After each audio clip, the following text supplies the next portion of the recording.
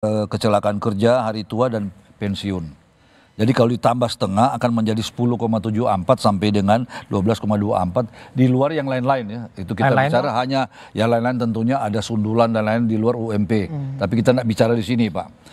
Nah, kalau kita bicara dari jaminan sosial saja sudah sebesar itu. Nah, kalau ditambah dengan setengah persen jadinya seperti tadi 12 sekian, Pak.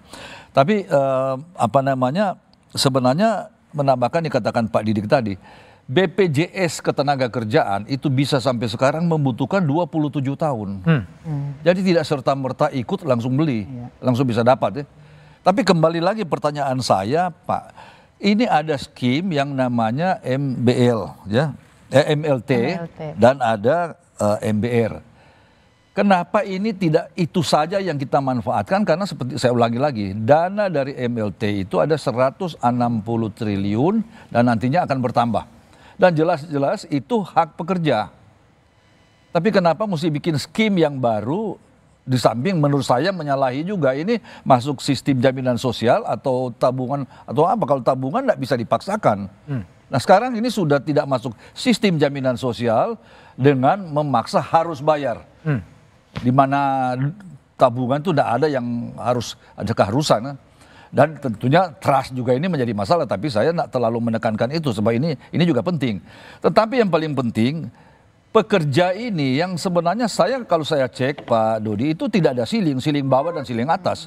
Jadi orang yang gaji tinggi pun harus nyetor, walaupun dia sudah punya rumah. Jadi gotong royong ini sepanjang saya tahu kita kalau mau beli rumah ya kita kumpul bersama yang punya kepentingan, nanti secara bertahap kan dapat. Nah sekarang ini seluruh rakyat Pak harus membayar tabungan ini untuk lantas menjadi pertanyaan, di mana kewajiban pemerintah? Enggak seluruh rakyat lah, pekerja kan. Loh, tapi ini untuk seluruh rakyat Pak, bukan untuk. Jadi pekerja itu membayar juga untuk yang, karena namanya ini kan seluruh untuk kepentingan tadi jelaskan Pak Suryadi, jadi melebar. Jadi memang ini ya saya sependapat dengan Pak Didik tadi, ini dari awal sih sebenarnya sudah, karena itu kita menolak Pak. Oke. Baik Pak Suryadi, DPR yang ikut merancang Undang-Undang Perumahan Rakyat ini. Jadi kalau kemudian pekerja pun menolak, pengusaha menolak, ini kesalahan ketika undang-undang itu dibuat sebetulnya di mana Pak Suryadi? Iya sebetulnya memang seperti yang sampaikan tadi, ini ada pergeseran beberapa poin ya. Yang pertama, yang tadinya kewajiban pemerintah menyediakan rumah bagi masyarakat yang belum punya rumah, kemudian menjadi kewajiban pekerja gitu. Kemudian yang kedua, isu sektoral yang tadinya rumah menjadi isu pengumpulan dana. Belum lagi tadi kalau disebut bahwa ini tabungan, setahu saya tidak diatur misalnya sejauh mana ini dijamin di dalam seperti LPS misalnya. Ini kan menjadi masalah tersendiri. Kemudian tidak ada kewajiban bagi BP Tapera bahwa seluruh dana yang terkumpul ini kembali kepada rumah. Bahkan tadi untuk investasi gitu. Bahkan tidak ada kewajiban misalnya ini investasinya aman berapa persen. Itu kan apa yang disampaikan oleh dari BP Tapera tadi kan itu baru ekspektasi internal. Tapi tidak diikat menjadi kewajiban. Bagaimana kalau ternyata investasinya kurang dari katakanlah bunga deposito, itu tidak ada diatur sehingga bisa jadi menjadi kerugian bagi para penabung gitu. Nah hal-hal inilah yang saya kira memang tentu akan menjadi bahan evaluasi kita, tidak saja PP-nya, barangkali undang-undangnya juga perlu dievaluasi karena informasi yang kami terima dari masyarakat, pertama banyak perusahaan-perusahaan yang secara mandiri juga mengadakan ini iuran tabungan entah melalui koperasi dan lain sebagainya gitu. Demikian juga yang sudah dihimpun misalnya dari ASN, ketika mereka tidak mengambil manfaat dalam bentuk rumah, misalnya mengambil yang sudah pensiun, sampai sekarang banyak sekali yang tidak bisa dicairkan, direalisasikan gitu. Sehingga inilah yang menjadi problem, sehingga kami tentu secara terbuka untuk mengevaluasi kebijakan ini, tidak saja di PP-nya, tapi juga mungkin di level undang-undang harus kita sinkronkan dengan undang-undang yang lain begitu. Jadi undang-undangnya juga salah gitu Pak Suryadi? Mungkin pada waktu itu dengan beberapa pertimbangan bisa jadi punya alasan yang kuat, tetapi dengan berbagai pertimbangan-pertimbangan terbaru, misalnya ada beberapa yang harus terintegrasi seperti BPJS, kemudian JKN dan lain sebagainya, ini kan harus diintegrasikan gitu. Apalagi PP ini kan terlambat keluarnya, sehingga kalah cepat dengan beberapa kebijakan lain. Gitu.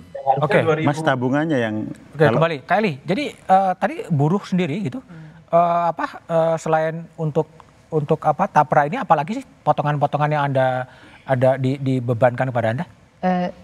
Memang kan kita berbagi dengan pengusaha ya Pak ya, sama. BPJS ya sudah Mas tahu itu. Kami ini dari kalangan buruh karena memang mayoritas anggota kita di kelas rendah ya Pak ya. Mereka itu walaupun begitu mereka berupaya mencicil rumah. Di luar skema ini? Iya, di luar skema ini. Jadi karena memang mereka butuh rumah ya, lalu mencicil kendaraan, motor atau apalah segala macam gitu. Nah, masalahnya ketika mereka sudah mencicil rumah sejak misalnya kita sebut 7 tahun yang lalu dan diwajibkan lagi Pak ke sini. Itu yang membuat kami memprotes gitu. Kenapa tidak sukarela saja? Sukarela. Yang punya rumah itu oke lah kamu tidak perlu. Tapi yang tidak punya rumah karena memang ada keinginan akan dapat rumah walaupun yang dikatakan Bapak tadi itu bukan untuk rumah tapi itu hanya pengumpulan dana. Justru sekarang ini menjadi pertanyaan buruh itu adalah bagaimana mungkin saya nabung saja tidak bisa tapi boro-boro saya mau menabung ke sana sementara itu tidak bisa saya prediksi kapan saya akan bisa mendapatkan itu. Ditambah faktor tadi soal pengelolaan kasusnya Asabri. Ya semuanya dengan kesana memang jadi kita sebenarnya tidak terlalu pernah memikirkan itu tapi dengan adanya ini aduh gimana ya nanti pengelolaan uangnya jangan-jangan nah buruh seperti itu Pak pemikirannya. Akhirnya sekarang ini tidak ada kepercayaan bahwa ini akal-akalan pemerintah mungkin ini dalam tanda kutip ya mungkin memang karena sebentar lagi beliau akan selesai menjabat jadi ada membuat sebuah undang-undang ini memang kami melihat dari 2016 ini Pak undang-undang ini ya dengan lamanya menjadi ada PP di 2020 lalu sekarang lalu nanti kita akan diimplementasikan 2027 artinya ada masalah di sini Pak. Ada masalah apa? Ya kita kenapa begitu lama? Kenapa begitu jauh jaraknya gitu Pak? Dari undang-undang 2016 sampai 2020 dan sampai 2024 dan nanti akan dilaksanakan 2027. Artinya belum siap kan, belum ready. Belum siap. Kalau ditanya sekarang, di mana lahan yang akan dibangun Pak? Lalu berapa tahun saya baru bisa mengambil uang saya itu? Katanya memang tadi saya dengar bahwa itu kita ambil setelah 58 tahun kita pensiun. Saya sekarang 54 tahun. Artinya saya bisa mengiur 4 tahun. Apakah itu saya nggak tahu ya belum baca semua. Apakah saya berhak mengambil uang saya itu 100% dengan bunganya? Kalau di BPJS Pak, kita menikmati Pak. Kita ngiur, misalnya kami kecelakaan diobati, kita sakit diobati. Jadi ada hal-hal yang kami dapatkan dari sana. Nah ini kan memang tapera, jangan dipaksakan pemerintah, buruh yang menderita ini makan menderita dengan memang gotong royong, kemanusiaan segala macam. Kalau saya kaya raya mungkin saya bolehlah. Atau buruh ini gajinya di atas 10 juta, gaji yang 2 juta sampai 5 juta yang paling tinggi di padat karya sekarang kan, bagaimana mereka akan bisa membayar itu? Oke, baik. Kembali Pak Budi, jadi ada banyak problem ya, salah satunya adalah problem ketidakpercayaan sebetulnya, problem trust. Gimana BP Tapra untuk merespon soal public trust itu sendiri? Ya mungkin saya menjawab dulu apa yang disampaikan Bu Eli, bahwa yang berhak menjadi yang mengiur atau dipotong tabungan adalah UMP ke atas. UMP ke atas. Dan ada ceilingnya Pak Anton. Jadi kita lagi nanti akan dikaji berapa ceilingnya. Oh itu belum ada juga? Kan belum ada collection memang. Sampai dengan hari ini itu masih di tahap dalam proses. Tetapi bahwa swasta itu masih diberikan paling lambat sampai 7 tahun sejak PP tersebut terbit tahun 2020. Sehingga paling lambat 2027. Nah, bahwa yang 2024 ini adalah menyangkut penyempurnaan dari PP 25. Jadi bukan dia lambat. Sebenarnya semua aturannya sudah ada di tahun 2020. Hanya menyangkut kewenangan di dalam menerbitkan peraturan besaran tabungan. Itu yang di PP 21 2024 ini. Kemudian juga masalah penunjukan bank kastodian. Tadinya hanya bank kastodian konvensional dibuka untuk bank kastodian yang syariah. Kemudian yang ketiga mengenai pelaporan. Hanya terkait pelaporan penyaluran pembiayaan. Yang dari bank kastodi dari bank penyalur ke bank kastodi. Kemudian yang keempat hanya masalah pemisahan antara dana tapera dengan dana pemerintah. Jadi hanya mengatur itu, substansinya nggak ada berubah sama sekali di PP 21 ini terhadap yang PP 25 secara substansi. Hanya menyangkut kewenangan. Soal trust tadi gimana Pak? Nah terkait dengan trust, itu sudah menjadi di dalam undang-undang ini sudah sedemikian rigidnya mengatur bahwa dana tersebut tidak dipegang oleh BP Tapera, tetapi pass-through melalui bank kastodi dipegang oleh manajer investasi. Manajer investasi ini adalah berdasarkan kriteria yang sangat ketat dia bisa menjadi manajer investasi di BP Tapera untuk ditunjuk. Dan dana tersebut setiap hari nilai aktiva bersih bisa dicek melalui aplikasi TDS kita, platform kita. NAB-nya setiap hari naik atau tidak itu bisa dilihat. Jadi transparan dan akuntabel di dalam pengelolaan dana Tapera.